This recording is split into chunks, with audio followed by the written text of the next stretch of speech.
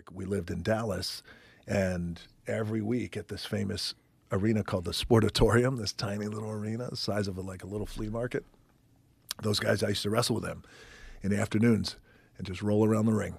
Wow. It was wild. That's wild. Yeah. Anyway. How old were you when you had your first pro wrestling match?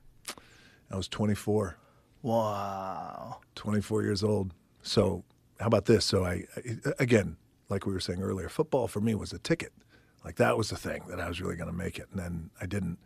And I thought I'm going to shift my focus onto something I think I'm going to love. I think it's in here, passion. It's pro wrestling. And so I'll tell you a quick story. So my coach from Calgary, I played up in the CFL. I got cut from the CFL. He got cut in October of 95. He calls me in December of 95 and says, hey, I want you to know, even though we cut you, I want to bring you back next season. Think you got some real potential. I want to have you back. Dude, so I'm on the phone. It's one of those old-ass phones that are on the wall. I'm on the phone. I see my dad over there in the chair. My dad's just an old-time grizzly wrestler. We're living in his little apartment in Tampa. My mom's over there on the couch. And I tell the coach quietly, Wally Buono's his name. Great guy. I said, hey, thank you for the opportunity. I really appreciate it. But I'm going to have to close this chapter in my life. And he's like, I hear him kind of softly talk. Okay, yeah. And I said, so thank you very much. I appreciate it. Hung up the phone. My dad said, who was that? I said, oh, it was a coach from Calgary. He said, what do you want? Oh, he wanted to offer me another contract for next year.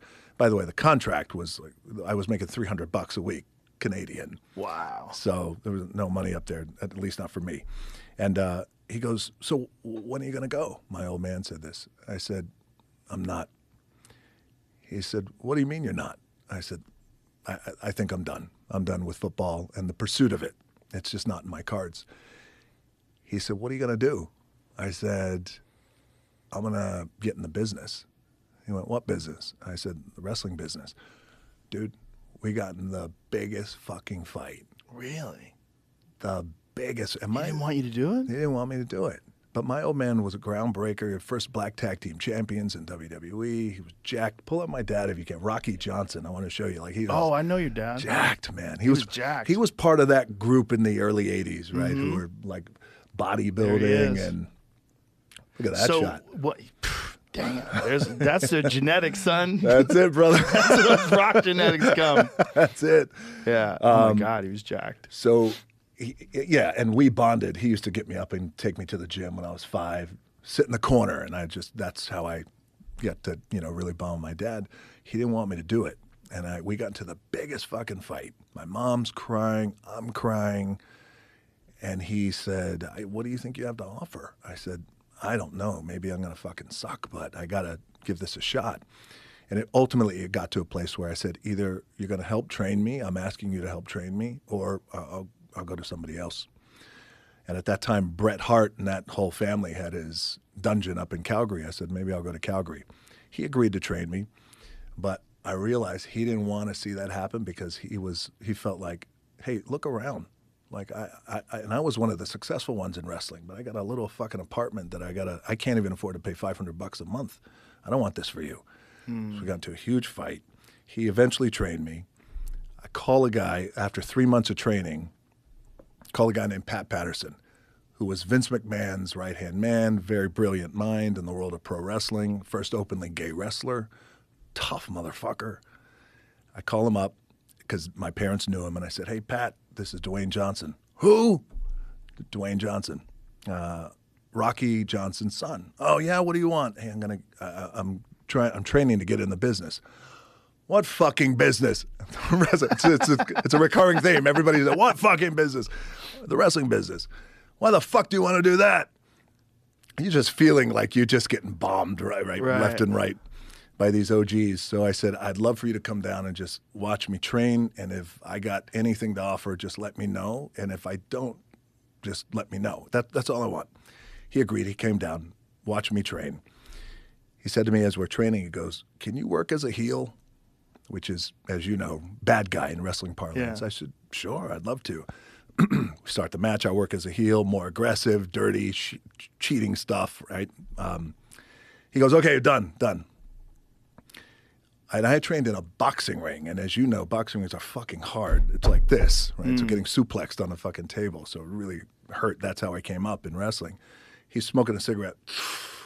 I said, "What do you think? Do I have anything?" He goes, "Yeah, you just keep working. Take care of yourself," and leaves. And I was like, "Did I just fuck?" Because he had a lot of power. He was like the vice president of WWE.